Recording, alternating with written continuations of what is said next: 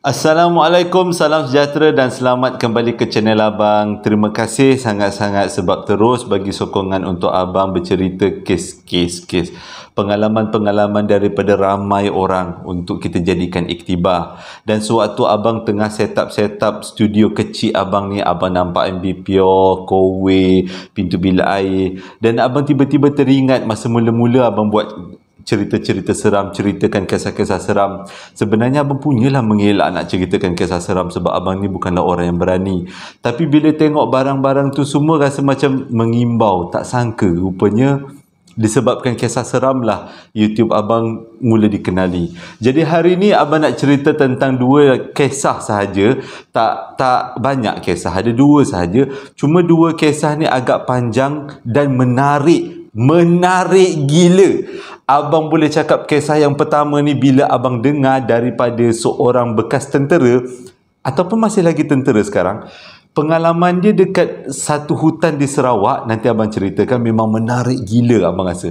Dan kisah kedua best. Hantunya tak nampak, tapi bila kita dengar hantu tu, kita rasa macam kita boleh rasa tau keadaan waktu tu. Abang saja bagi thriller. Thriller kan? Bagi cuplikan. Nanti kita teruskan dengan cerita yang pertama.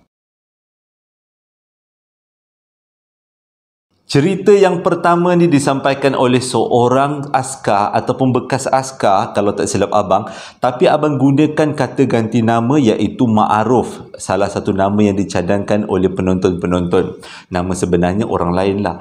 Berlaku dekat hutan Lundu, Sarawak tahun 2007 kalau tak silap. Memang gila menarik cerita ni. Abang masa mula-mula dapat, best gila. Abang rasa macam Abang tak pernah dengar, ini pertama kali Abang dengar cerita dia macam ni. Pada tahun 2007, Ma'aruf telah ditugaskan bersama 80 orang askar. Sebenarnya dia orang ni nak menjalani latihan ketenteraan. Jadi hutan yang dipilih pada waktu tu adalah hutan Lundu dekat Sarawak. Kalau salah nama hutan nanti betulkan Abang. Jadi dia kata dia punya taktik latihan waktu tu, walaupun yang datang dekat hutan tu 80 orang, tapi 80 orang tu akan dipecahkan menjadi kumpulan-kumpulan kecil. Satu kumpulan lebih kurang 12 orang, tak ramai. Dan setiap kumpulan tu diletakkan 5 km jauh satu sama lain. Maksudnya satu grup dengan satu grup yang lain jaraknya lebih kurang 5 km. Agak jauh lah juga.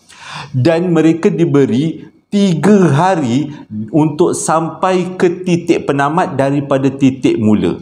Lebih kurang perjalanan dia kata beratus kilometer. Jadi selalunya lah dia orang punya praktik adalah dia orang akan berjalan baik siang baik malam, mengikut kata Ma'ruf ni, selama 30 km ke 50 km baru berhenti rehat. Lepas tu berehat tu termasuk dengan tidur, makan semua. Lepas tu dia akan berjalan lagi, termasuk solat lah. Jadi dia akan berjalan lagi selama 50 km dan berhenti rehat. Dekat dalam hutan Lundu tu dia kata memang kalau kedengaran apa yang Abang cerita ni, bunyinya macam menakutkan sebab satu grup lebih kurang 12 orang. Dia orang kena berjalan. Tapi mengikut kata Ma'ruf, memang setiap kali dia dapat tugasan untuk latihan peperangan macam ni, dia memang suka gila. Sebabnya hutan dekat dalam kawasan Sarawak ni, dekat negeri Sarawak ni, walaupun namanya hutan, tapi hutan dia sangat cantik. Dan pada masa yang sama akan jumpa dengan binatang-binatang pelik. Lepas tu yang paling best lagi, walaupun namanya hutan Lundu, hutan tebal, tapi senang jumpa kampung. Jadi dengan kata lain, ada orang yang tinggal di dalam kawasan hutan di kawasan Sarawak. Jadi nak kata takut tu tak pula, dia kata dia rasa seronok, teruja. Bukan dia je, kawan-kawan dia yang 12 orang ni memang semua sekali seronok bila kena latihan peperangan macam ni. Jadi waktu itulah dia akan mempraktikkan semua ilmu-ilmu yang dia dah belajar. Dan kalau diorang dapat sampai awal, diorang akan diberikan reward, dia punya hadiah. Tapi hadiah bentuk macam mana tak pula diceritakan pada Abang. Okey. Jadi dia kata dekat dalam hutan ni jalannya, ni Abang kena cerita sebab ini adalah dia punya permulaan ceritanya. Cara diorang jalan adalah berturutan. Maksudnya orang pertama, orang kedua, orang ketiga, orang keempat sampai orang ke-12. Orang kedua akan pegang beg ataupun baju orang pertama. Orang ketiga akan pegang beg ataupun baju orang kedua. Maksudnya, kalau malam diorang akan jalan macam ni. Kalau siang tak kisah sebab nampak. Sebab dia kata kalau malam kita takut kalau terpijak lubang ke apa benda, terpijak ular sawa tiba-tiba terbelit ataupun nak mengelakkan daripada tersesat kat dalam hutan. Jadi dia orang jalan caranya macam ni, berturutan, ramai-ramai pegang panjang-panjang. Jadi sepanjang perjalanan tu dia kata dalam hutan kebanyakan orang akan ingat suasananya gelap, tapi tak, dia diterangi dengan kunang-kunang selalunya, ataupun kalau bulan tu terang memang nampak jalan, dia kata. Sebab kita punya retina mata akan membesar, akan membuatkan cahaya masuk, sains pula, membuatkan cahaya masuk dalam mata dan mata kita akan membesar, nampaklah kawasan hutan walaupun dalam keadaan gelap. Ceritanya tiba-tiba tengah-tengah berjalan tu, ber-12 orang ni berjalan tengah hutan ni, tiba-tiba orang yang paling belakang melatah. "Oh pocut!" Dia cakap macam tu. Jadi ke-12 orang ni mengikut kata Ma'ruf duduk tengah-tengah tau, dia kata. Dia bila dengar ada orang belakang sebut pocut, sama ada dia terlanggar tunggul kayu ataupun terpijak binatang ataupun terkena binatang berbisa ataupun lebih kurang macam tu lah. Jadi 12 orang ni berhenti. Bila berhenti, diorang berbisik satu sama lain. Kau okey tak kat belakang tu? Lepas tu yang belakang cakap, okey, aku cuma terkejut. Dia kata, okey. Kalau bila dah kata okey, teruskanlah perjalanan. Terus lagi berjalan lebih kurang dekat-dekat 10-20 minit. Tiba-tiba orang belakang sekali lagi, "Oh pocut makau!" Kali ni dia punya opocut 2 kali ganda kuat daripada opocut pertama.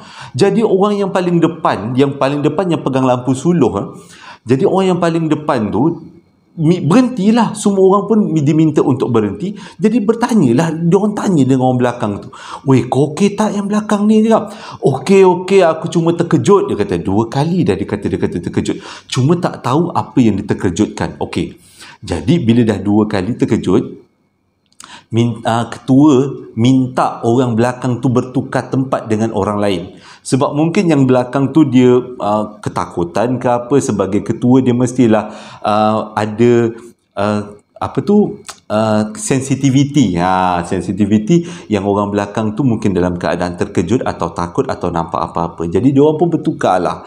Jadi dengan kata lain, orang belakang akan ke depan. Jadi adalah salah seorang daripada 12 orang yang kat depan tu akan menganjur ke belakang. Jadi diorang pun berjalan. Tiba-tiba orang yang paling belakang tu, "Woi!" Dia cakap macam tu. Lagi sekali grup ni berhenti. Bila grup ni berhenti, yang orang ni semua bertanyalah dengan yang belakang ni, "Weh, kenapa? Apa hal ni? Tadi dah opocut 2 kali. Ini dah berhenti pula." Tiba-tiba orang belakang ni cakap apa? "Boleh tak kita lajukan sikit perjalanan?" Tapi ketua ni cakap, "Kita tak boleh nak laju perjalanan sebab keadaan hutan pada waktu tu terlalu gelap, sebabnya hutannya terlalu rapat-rapat. Maksudnya tak nampak jalan sangat," dia kata. Dia kata, "Kalau macam tu kita jalan depan sikit, boleh tak kita berhenti, kita rehat?" Dia kata. Kata ketua kata, "Lebih baik kita tambah lagi 30 km sebelum kita rehat betul-betul, kita tidur." Okey. Jadi diorang pun berjalan sampailah 30 km. Waktu tu tak ada berlaku apa-apa. Semuanya sihat, okey, sihat walafiat semuanya.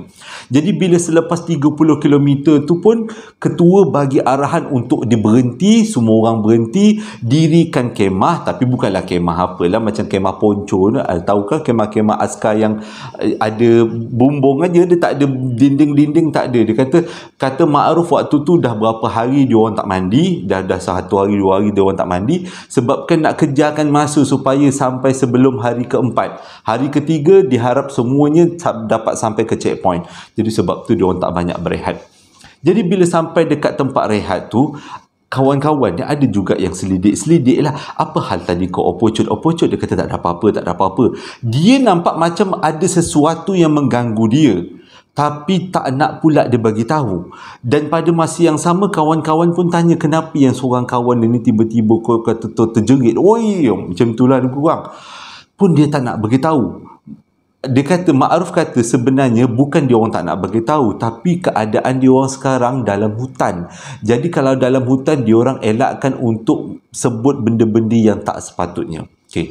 Jadi dia orang pun dirikan kemah, dia orang tidur secara membulat. Jadi ada orang yang akan berjaga, ada orang yang akan tidur. Jadi dia orang akan tidur gile-gile. Macam itulah lebih kurang untuk mengelakkan daripada ada apa-apa bahaya berlaku. Okay.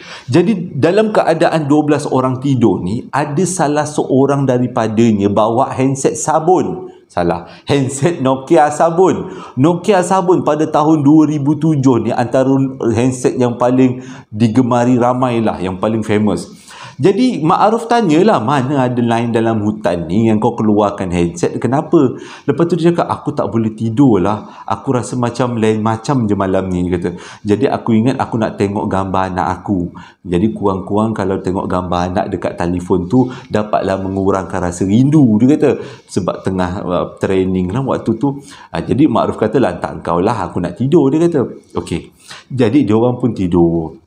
Jadi abang cerita apa yang berlaku dengan budak yang pegang handset tu. Budak tu dia sebenarnya, yang pegang handset tu, dia tak adalah pegang tergulik gelantang, pegang macam tu tengah-tengah hutan, tak. Dia tutup badan dia dengan macam kanvas dan juga dengan pelapik lah kan, kalau orang askar mesti tahu kan, melapik. Jadi dia main handset dekat dalam selubung. Dia selubung je tu. Jadi dia selubung kalau badan dia, sambil selubung tu dia main lah handset, dia tengok gambar-gambar anak dia, dia tengok gambar-gambar dia orang tengah training, tengok gambar-gambar. Dengan kata lain, orang luar tak akan nampak yang cahaya handset tu. Okay. Tiba-tiba dia tengah main handset, dia dengar ada benda berkepak besar gila. Benda yang berkepak, dia kata ni bukan burung, tapi dia rasa macam besar gila, dia kata. Jadi waktu tu dia cuba mengiringkan badan dia supaya dia boleh nampak keadaan sekeliling.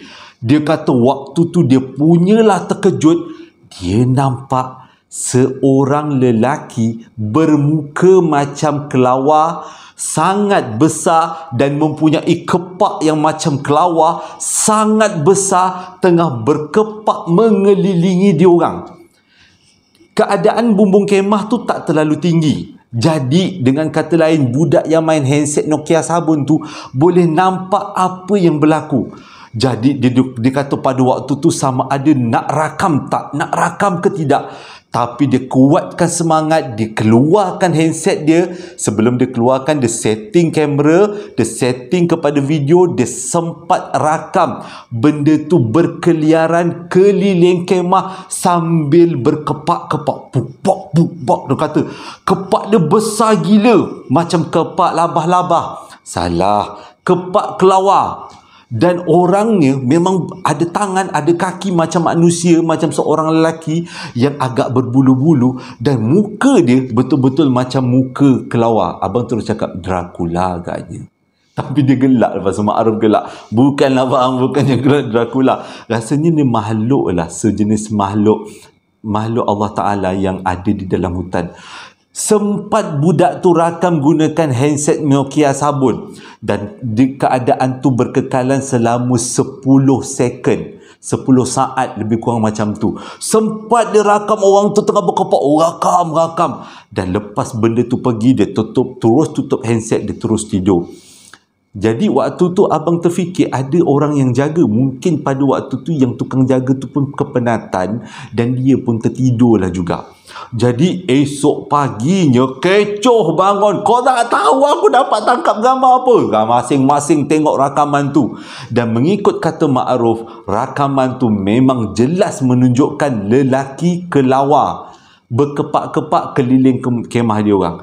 Jadi waktu tu budak yang ingat tak yang kata opocut 2 kali tu kan, waktu tu dia bagi tahu sebenarnya waktu aku berjalan, kita berjalan ramai-ramai kat belakang, ada mula-mula yang aku opocut tu, dia kata ada orang sentuh kepala aku rasa macam orang pegang kerak macam tu. Waktu tu aku terkejut lah sebab memang aku ni orangnya melata. Okey, lepas tu kali kedua kenapa kau opocut? Dia kata kali kedua ada orang tepuk kepala aku. Tang macam tu. Aku opocut kali kedua. Dah, kenapa kau tak nak beritahu kita orang? Tak nak lah, aku cakap. Dia kata, takut kalau beritahu waktu malam dalam hutan macam tu, takut ke apa benda-benda yang tak sepatutnya. Lepas tu teruslah kawan-kawan attack yang seorang lagi kawan yang tiba-tiba terkejut. Yang seorang lagi tu pula lepas bertukar. Tu kenapa kau pula yang terkejut? Dia kata, tengah-tengah kita berjalan, aku perasan ada orang tarik beg aku, padahal kat belakang aku mana ada orang. Bila orang tertarik beg aku tu, yang aku, oi, aku terkejut.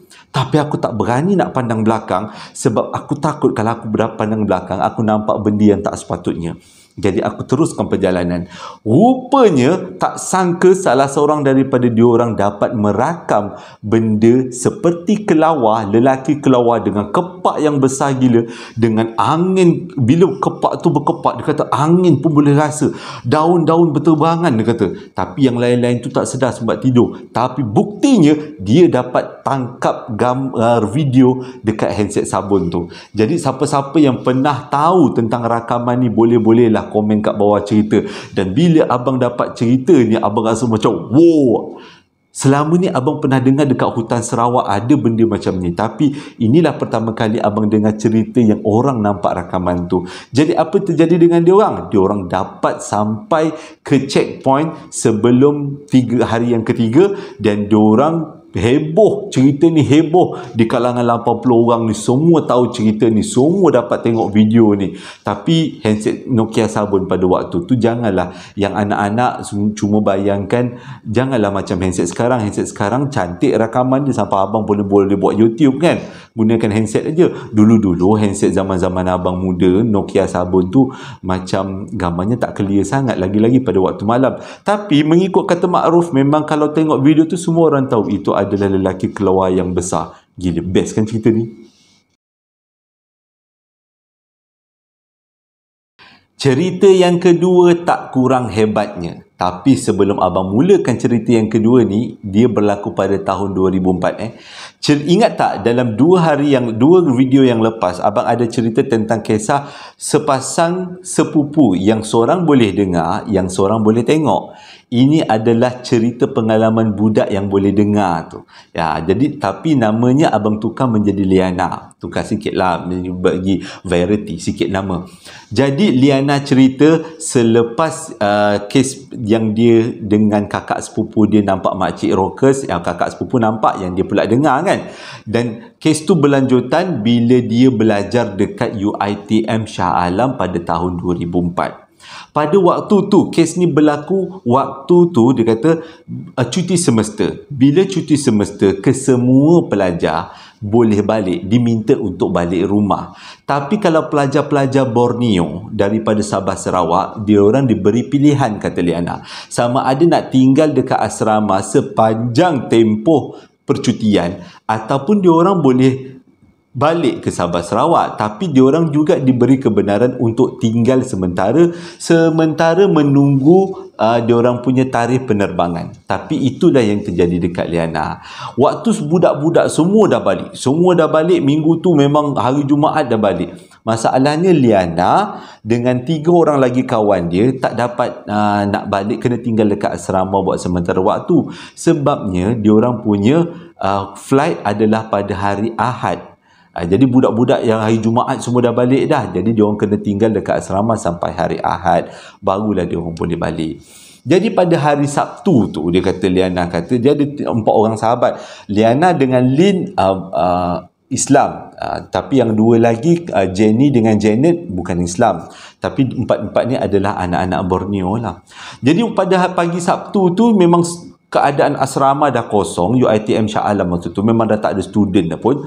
Tiba-tiba diorang melintas dekat satu bilik Julia. Nampak tiba-tiba Julia dekat dalam bilik. Lepas tu diorang pun sebulah masuk bilik Julia. Julia, apa hal kau pula tak balik? Semua budak dah balik. Dia kata, family aku ada bercuti dekat London.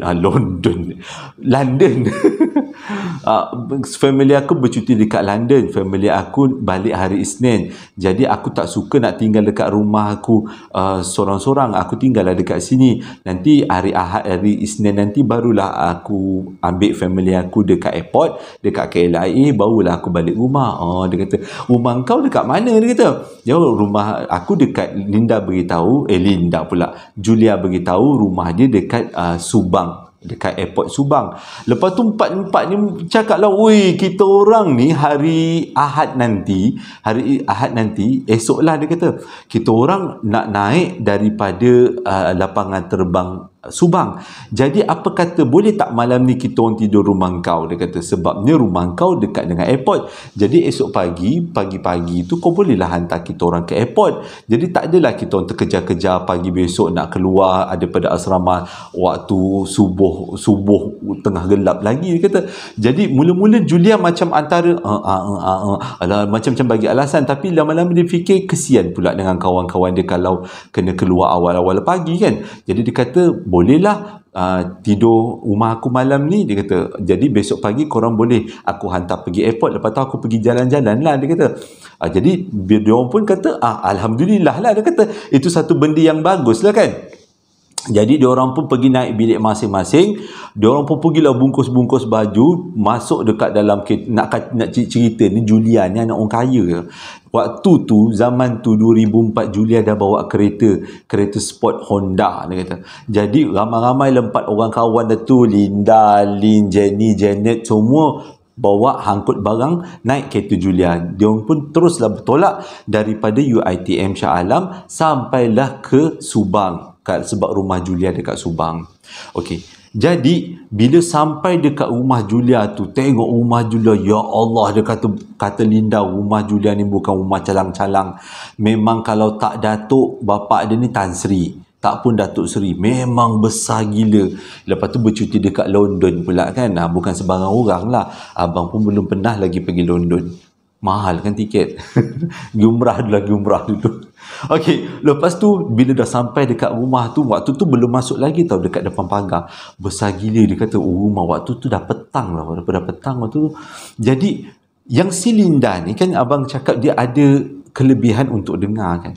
Bila diorang semua masuk ke pekarangan rumah Linda, tiba-tiba rumah Julia, tiba-tiba si Linda ni dengar, "Assalamualaikum.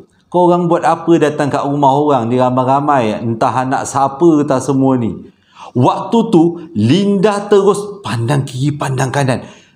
Dia tanya dengan Julia, "Julia, rumah kau ni ada orang tak?" Dia kata. "Oh, tak ada, rumah aku tak ada orang." "Sah," kata Linda. "Yang aku dengar ni bukannya suara manusia." Dia kata ni adalah suara daripada makhluk alam sebelah. Jadi dia buat tak tahu. Sebab dia memang ingat pesanan atuk dengan nenek dia. Dia kata kalau pergi mana-mana dengar buat tak tahu dulu. Sambil-sambil tu riki-riki lah tengok kat kanan kat kiri ada orang, ada siapa, dia kata. Tapi waktu tu dia buat tak tahu. Sah, dia kata. Memang makhluk alam sebelah. Lepas tu dia dengar lagi suara. "Yang korang ni datang rumah orang ramai-ramai ni dah kenapa? Macam tak ada rumah sendiri je."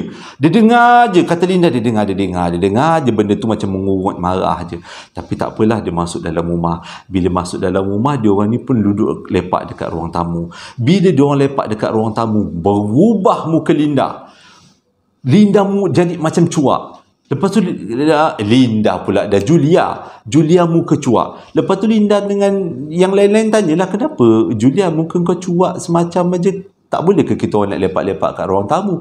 Rumah kau besar kot, nak jalan-jalan." Jangan," dia kata. "Jangan jalan-jalan sekitar rumah aku. Tak payah lepak-lepak kat sini. Jom terus masuk naik bilik aku. Kat dalam bilik aku dah lengkap dah semua." Yang lain semua pelik. "Tak boleh ke kita nak lepak-lepak kejap?" Tak payah. Ni dia nak maghrib ni. Jom naik, dia kata. Jadi yang keempat-empat kawan dia ni macam pelik tau. Linda dah tak pelik. Sebab Linda dah boleh rasa dekat rumah ni ada sesuatu benda yang pelik, dia kata. Ada macam warisan keluarga, saka keluarga.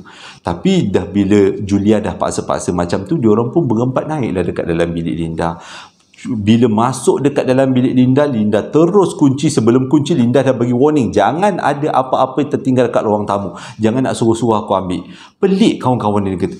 Julia ni macam takut dengan rumah sendiri. Tak apalah, dia pun masuk dalam bilik Julia. Bila dah masuk bilik Julia, Julia kunci pintu. Barulah muka Julia berubah daripada muka cuak kepada muka yang asyik baik masuk. Macam tu lah lebih kurang. Jadi Linda tanya, Linda dah tahu tau, tapi dia tanya, kenapa sebenarnya, ada apa-apa yang perlu kita orang tahu ke? Kata, tak ada apa-apa. Bilik aku dah perfect semuanya, dia kata. Dan itu ada bilik air, ada peti ais, ada dapur kecil. Tengah-tengah dia orang ada home theater, ada TV besar, ada aircon, ada bilik air, ada segala-galanya ada dalam bilik itu. Bilik tu lengkap macam sebiji rumah, tapi memang besar lah. Walaupun dia orang masuk dalam bilik tu 5 orang, terkagum-kagum kawan-kawan dia semua sebab bilik tu memang besar. Okey. Tapi Linda dengar, selepas diorang semua masuk dalam bilik, Linda dengar macam ada orang merungut-rungut kat depan pintu. Entah anak siapa tadi yang bawa masuk tadi, entah datang daripada mana. Dia merungut-rungut lah. Seolah-olah macam marah yang diorang ni semua masuk dekat dalam bilik Linda. Tapi benda tu tak masuk tau dalam bilik Linda, tak menjengah masuk dalam bilik Linda. Dalam bilik Linda, abang asyik silap je, dalam bilik Julia. Jadi Linda dengar je lah macam ada benda mengungut-ungut. Tiba-tiba tengah dia orang semua layan TV, cerita Harry Potter, tak silap kata cerita Linda. Linda kata tengah dia orang layan, lepas maghrib tu tiba-tiba Julia dapat telefon. Rupanya mak bapak dia dah sampai dekat KLIA, tak jadi nak jemput hari Senin pagi. Malam tu juga bapak dia minta dijemput dekat KLIA. Jadi bila dengar macam tu, Julia kata Julia janji nak jemput mak bapak dia dengan adik-beradik dia.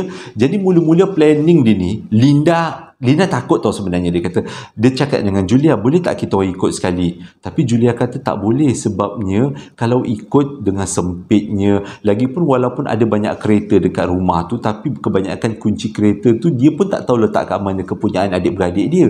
Jadi Julia cadangkan semua orang tinggal dekat dalam bilik tu. Tapi waktu tu Linda dah tak sedap hati tau. Lepas tu Julia cakap macam ni, boleh tak korang semua teman aku sampai aku masuk dalam kereta, korang tutupkan gate, tutupkan pintu, lepas tu baru korang naik. Waktu tu Jenny agak pelik tau. Jenny siap tanya, kenapa nak suruh kita orang teman? Kau pergi je lah sampai ke gate semua keluar. Dah rumah kau kan, apa yang kau nak takutkan? Tapi Julia minta tolong, sangat tolong lah. Dia kata teman aku tak berani kat rumah sendiri. Tapi Linda kuatkan. Linda cakap apa? Julia dah bagi kita tumpang bilik, jomlah kita tolong dia, teman. Sebabnya Linda tahu apa benda yang ada dekat rumah tu walaupun dia tak nampak. Jadi dia orang pun temanlah, dia empat kawan ini temanlah si Julia naik kereta, buru sampai Julia keluar daripada pekarangan rumah, dia orang pun tutup gate, cepat-cepat dia orang masuk. Tapi waktu tu Linda kata waktu dia jadi orang terakhir nak masuk ke dalam rumah, dia berlari pula tu sebab empat-empatnya lepas dah tutup gate, berlari masuk ke dalam rumah. Tiba-tiba dia kena segah. Linda tu nak ke mana? Korang pula nak ke mana? Korang ni memang muka tak tahu malu kan? Linda dengar tak suara tu? Korang ni memang muka tak tahu malu kan? Tuan rumah tak ada, kau pula tinggal dekat rumah ni, memang budak tak tahu malu, dia kata. Waktu tu Linda kata, jangan pandang, tegak, terus masuk dalam bilik. Dia pun tutup kunci pintu, naik atas bilik. Bila naik dekat atas bilik, kunci pintu bilik Julia, dia orang pun duduk. Terus dia kata rasa macam meremang lain macam. Dia terus ambil semayang. Di antara 4 kawan yang tinggal ni, 2 orang Islam, Linda dengan Lin. Jadi Linda dengan Lin cakap, Lin boleh tak kita buat semayang sunat sama-sama? Lepas tu Lin kata, aku pun rasa tak sedap lah dekat rumah ni. Lepas tu Linda kata, jomlah kita ambil semayang, buat semayang sunat. Lepas semayang sunat kita baca Yasin. Okay. Jadi diorang pun semayang sunat. Bila diorang semayang sunat, diorang pun nak baca Yasin. Masih lagi dalam keadaan berterdekung. Yang 2 orang lagi kawan dia tu tengah lepak-lepak lah, tengah tengok TV. Tiba-tiba baru nak baca Yasin, pintu bilik Linda ada orang, pintu bilik Julia ada orang ketuk. Dan ketukan tu bukan sebarang ketuk. Kata Linda, ketuk tu sampai dia punya bulu roma meremang waktu tu. Dan 3 kawan dia yang tak pernah yang tak tahu pun tentang rumah tu dengar ketukan tu, masing-masing melompat dekat atas katil tempat dia orang nak baca Yasin, berpeluk satu sama lain. Waktu tu kata Linda dia dalam keadaan takut, tapi dia tengok Lin di antara 4 orang ni, Lin yang paling berani. Lin cakap apa? Aku dah agak dah, dia kata rumahnya ada yang tak kena. Tapi waktu tu pada masa yang sama Linda dengar dekat luar rumah memang ada benda luar bilik, memang ada benda ketuk sambil benda tu mencarut, bukan mencarut, merapik-rapik, marah-marah. Korang hajar korang ni anak siapa? Marah sambil ketuk dong. Yang Jenny dengan Jade dengan Jenny dah ketakutan, dah berpeluk-peluk dah, siap dah menangis lagi dah waktu tu, sebab ketukan tu memang kuat gila. Waktu tu Linda tahu itu adalah makhluk, tapi Lin masih lagi anggap jangan-jangan pencuri ataupun perogol. Tapi Linda cakap logik lah, kita dah tutup semua pintu, dan Julia cakap rumah ni tak ada orang. Mana ada orang? Jadi diorang pun teruskan bacaan Yasin. Bila diorang dah baca lebih kurang 5 minit, ketukan tu hilang. Bila ketukan tu hilang, si Jenny ni cakap, "Weh, apa benda yang ketuk tu?" Dia dah nangis dah macam ni. Sebab dia kata inilah pertama kali dia dengar benda yang pelik macam ni. Baru Baru Linda nak terangkan apa yang berlaku, ketukan tu ada balik. Dong. Dia kata sepanjang malam ketukan tu berhenti 5 minit, sambung ketuk. Berhenti 5 minit, sambung ketuk. Sampai daripada pukul lepas isyak, benda tu menjejak sampai ke 4 pagi. Dalam tempoh tu sempat juga si Jenny ni telefon si Julia, kau kat mana? Kita orang takut kat rumah ni. Julia waktu tu dalam perjalanan daripada KLIA nak ke rumah. Jadi diorang ketakutan malam tu, sepanjang malam tak tidur, sepanjang malam dengar ketukan yang kuat gila macam nak runtuh pintu tu. Tapi benda tu syukur alhamdulillah tak masuk. Lepas diorang habis baca Yasin, diorang berselimut cuba untuk tidur sambil-sambil berzikir, tapi tak boleh. Lampu memang terang lah, dia kata ketukan tu memang tak habis lah, memang dong macam tu je. Dan pukul 4 pagi tiba-tiba dengar ada orang masuk rumah. Rupanya akhirnya Julia balik dengan family dia. Jadi bila lepas daripada pukul 4 pagi, itulah dia orang boleh tidur. Tapi tak tidur lama, 4 pagi pukul 7 dah bangun, sebab dia orang siap-siap nak pergi airport. Jadi bila dah siap-siap nak pergi airport, dia orang pun sarapan lah dekat lapangan terbang, dekat-dekat dengan lapangan terbang Subang. Waktu tu kata Linda, diorang berempat tak sempat nak jumpa mak bapak kepada Julia, nak ucap terima kasih lah kan, sebab tidur dekat rumah kan.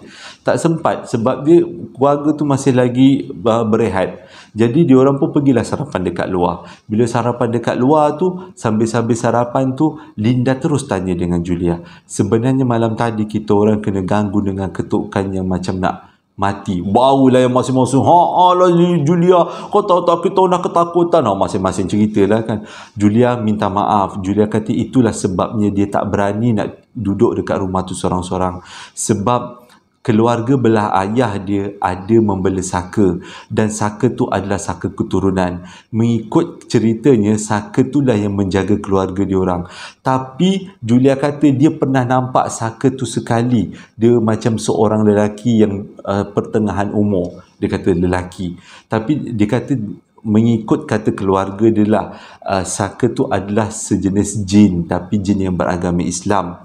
Kalau bagi penonton yang bukan Islam abang, orang Islam percaya jin terdiri daripada pelbagai agama. Ada yang agama Hindu, ada jin agama Buddha, ada jin agama Islam, ada jin agama Kristian, macam manusia, cuma kita tak nampak dia orang. Itulah jin. Cuma dia di alam dia, kita di alam kita.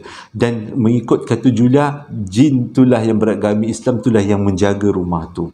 Dan waktu tu juga Julia pecahkan rahsia. Sebenarnya masa mula-mula dia sampai kat rumah, dia dengar ada orang bagi salam, dia dengar orang tu merungut-rungut, orang tu marah. Mengikut kata Julia, memang benda tu akan marah kalau ada orang lain yang bukan keluarga datang masuk ke rumah tu waktu keluarga dia orang tak ada.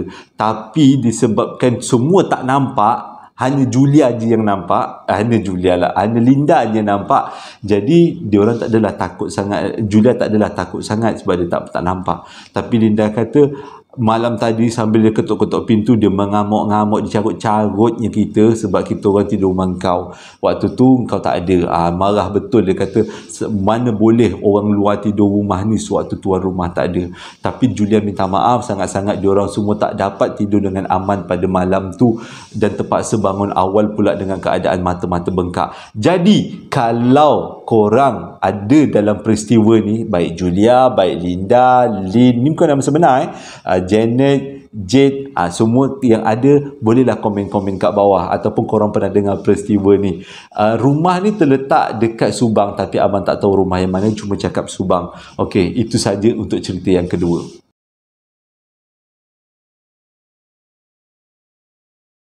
Betul tak abang cakap panjang cerita kali ni? Walaupun dua cerita, tapi dua-dua cerita yang macam gila. Yang cerita pertama tu kan abang rasa macam Dracula. Abang tak tahulah, abang agak-agak je lah. Okey, terima kasih sangat-sangat dah menonton video abang daripada mula sampai habis. Abang harap adalah iktibar pengajaran untuk kita semua di sebalik cerita pengalaman yang abang dapat. Dan cerita yang kedua adalah sambungan daripada cerita dua video yang lepas berkenaan budak yang boleh nampak, boleh dengar tu, yang sepupu tu. Jadi hingga berjumpa lagi. Sebelum tu, selamat Hari Raya. Dah bolehlah sebut selamat Hari Raya sebab kita dah kurang daripada 10 hari nak sambut raya. Okey, hingga berjumpa lagi dalam posting abang yang akan datang. Assalamualaikum warahmatullahi wabarakatuh dan selamat Hari Raya.